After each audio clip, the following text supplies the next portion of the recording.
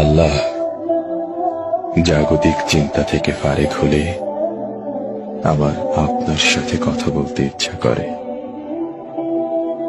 অথচ কোলাহল পেলেই আমি আপনাকে ভুলে যাই। বিপদ পেরিয়ে গেলেই হয়ে উঠি উদ্ধত।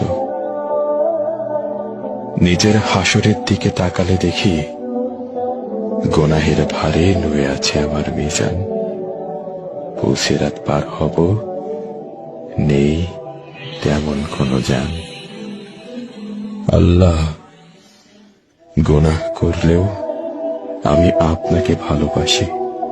পাপী হৃদয়েও অনুভব করি শুদ্ধতার অনুতাপ। আপনার সাথে আমার কথা বলতে ইচ্ছে করে। আপনি আমাকে হেদায়েত দান করুন, ক্ষমা করুন আমার যাবতীয় পাপ।